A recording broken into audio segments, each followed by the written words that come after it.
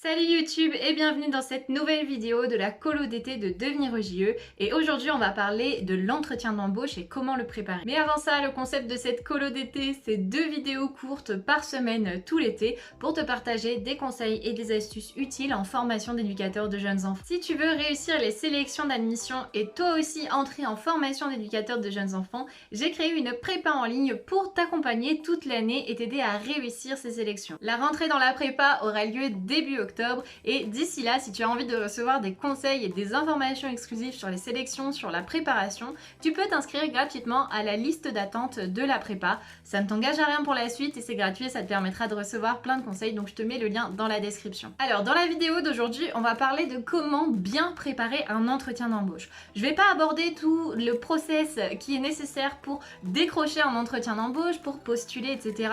On va vraiment juste s'arrêter à l'étape de comment bien se préparer. Parce que je trouve qu'il y a beaucoup de candidats qui arrivent à des entretiens d'embauche sans être suffisamment préparés. Donc un entretien d'embauche, que ce soit pour un apprentissage, pour un stage ou pour un travail, c'est à peu près la même dynamique à chaque fois. Mais là, ça m'est arrivé sur mon travail où il y avait des places, des postes disponibles, donc on a été vraiment dans un process de recrutement. Et il y a eu beaucoup de profils qui étaient plutôt décevants, même si sur papier ils étaient intéressants, mais tout simplement par manque de préparation de la personne. Donc c'est vraiment une étape importante de bien se préparer à l'entretien et pour ça je voulais te partager 3 grandes étapes à travailler avant d'arriver à ton entretien. J'ai déjà fait une vidéo un petit peu similaire et plutôt complémentaire de celle-ci sur justement l'entretien d'embauche pour les futurs apprentis EJE, donc je te mets le lien dans la fiche pour aller voir un petit peu plus loin et avoir d'autres informations complémentaires. Le premier point, ça va être de bien se connaître et de mettre en avant ce qui intéresse l'employeur dans sa personnalité. Alors, bien se connaître, c'est plutôt assez facile. Souvent, c'est facile de décrire ses diplômes, son parcours, ses expériences, puisqu'on les a vécues, donc on peut en parler facilement. Il va falloir quand même faire un petit peu un travail pour bien connaître ses qualités, ses défauts, ses valeurs, qu'est-ce qui est important pour soi ou pas, pour en parler pendant l'entretien. Ça, c'est pas la partie la plus compliquée à faire, mais c'est vrai que ça demande quand même de se pencher sur la question. Mais ce qui est important de ça, c'est de mettre en avant ce qui va plaire à l'employeur, ce qui va l'intéresser dans son parcours. Quand on dit que pour un entretien, il faut savoir se vendre, on n'est pas souvent à l'aise avec l'idée de se jeter des fleurs, se vendre. La technique pour le faire sans paraître prétentieux et en restant à l'aise, c'est d'identifier qu'est-ce qui va plaire particulièrement à l'employeur dans mon parcours et que je vais pouvoir mettre en avant. Alors bien sûr, on peut parler de tout son parcours, on peut parler de toutes ses expériences, mais parfois quand on commence à avoir pas mal de stages, etc., ça peut être intéressant de cibler uniquement sur les parties les plus intéressantes, les plus pertinentes pour le poste, pour mettre en valeur ses compétences, ses expériences et avoir plus de chances d'être sélectionné ensuite. Alors le but, ça va pas être de mentir sur son parcours, ça il faut jamais le faire en entretien, mais de plutôt aborder les expériences les plus pertinentes ou quand on parle d'autres expériences qui à premier coup d'œil sont peut-être moins intéressantes, de les aborder d'un angle intéressant, d'un angle qui pourra plaire à l'employeur. C'est important quand on arrive à l'entretien d'être vraiment dans cette dynamique de qu'est-ce qu'il a envie de voir chez moi, de mon parcours, qu'est-ce qu'il a envie que du coup je vais devoir mettre plus en valeur pour vraiment lui plaire, enfin l'intéresser, montrer que j'ai compris ce qui lui plaît, j'ai compris ce qu'il a besoin et j'ai ce qu'il faut pour répondre à ce qu'il a besoin, donc je vais lui montrer, vraiment mettre ça en évidence. Alors ça peut être le diplôme, les parcours, les expériences, les situations vécues, les valeurs, il y a plein de choses possibles, mais ça va être important de les aborder dans cet angle-là. Imaginons par exemple que vous postulez, vous avez un entretien pour le premier stage en formation d'éducateur de jeunes enfants. Je sais que ça va concerner pas mal de personnes dans les mois à venir, donc pendant cet entretien, qu'est-ce qu'il va falloir mettre en avant ? Les expériences, par exemple, si c'est un entretien dans une crèche, toutes les expériences en lien avec les jeunes enfants, avec des groupes d'enfants, ça peut être intéressant. Mais par contre, si on a des expériences, par exemple, on était engagé dans une association, il va falloir se poser la question, est-ce que c'est pertinent d'en parler ? Je pense que ça peut l'être, mais sous quel angle je vais l'aborder pour que ça soit valorisant pour ma candidature ? Qu'est-ce que j'ai envie de montrer avec cette expérience ?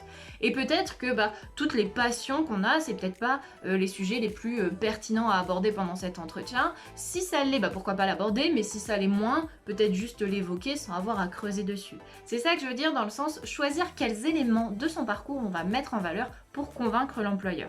C'est ça qui est important dans sa préparation, il faut vraiment réfléchir à ça. Le deuxième point, ça va être de bien connaître le lieu et le poste en question pour lequel on postule. Ça fait vraiment du lien avec le premier point parce que pour pouvoir montrer à l'employeur ce qui peut l'intéresser, il faut vraiment bien avoir compris ce que recherche l'employeur. Donc il faut bien avoir compris quel va être le poste et comment fonctionne ce lieu-là. Alors avant même l'entretien, pour ta préparation, il faut que tu te renseignes sur les missions, sur le poste, sur le quotidien, sur l'entreprise peut-être, l'association, s'il y a un projet particulier.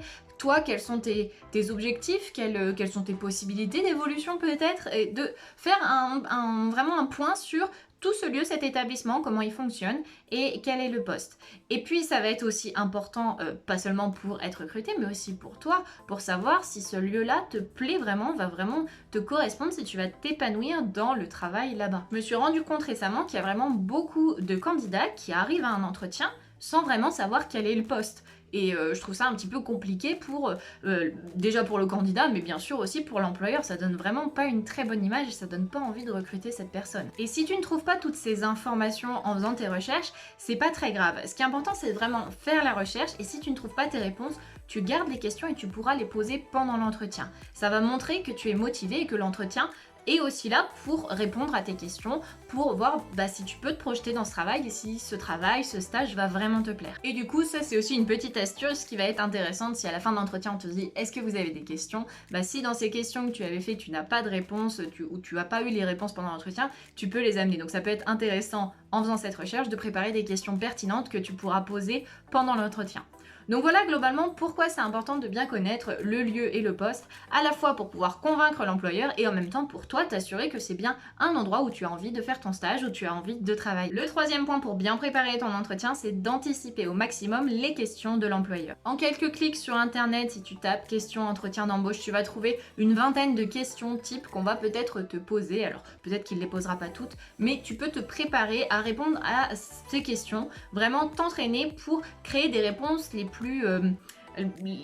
claires, les plus adaptées et puis les plus illustrées aussi, pour savoir qu'est-ce que tu vas mettre en valeur dans tes réponses pour pouvoir convaincre l'employeur. On revient au premier point et au deuxième point. Faire ce travail d'anticiper les questions, ça va vraiment te permettre d'être moins stressé quand tu arrives à l'entretien. Tu seras moins stressé parce que tu auras déjà préparé des réponses qui seront claires, qui sont convaincantes, où tu sauras sur quoi t'appuyer dans ton parcours pour illustrer et voilà, mettre en avant ta candidature, donc ce sera beaucoup plus convaincant pour l'employeur. Et puis aussi ça va te permettre d'être un petit peu moins stressé parce que tu seras moins surprise par toutes les questions. Il y en a certaines qui seront toujours des questions surprises, des questions qu'on ne pourra pas anticiper, mais peut-être que tu pourras faire du lien, tiens j'avais préparé telle question, je vais prendre un petit bout de ça, et ça va me permettre de construire cette nouvelle question, cette nouvelle réponse que j'avais pas anticipée pendant ma préparation de l'entretien. Mais ça va être un travail beaucoup plus facile.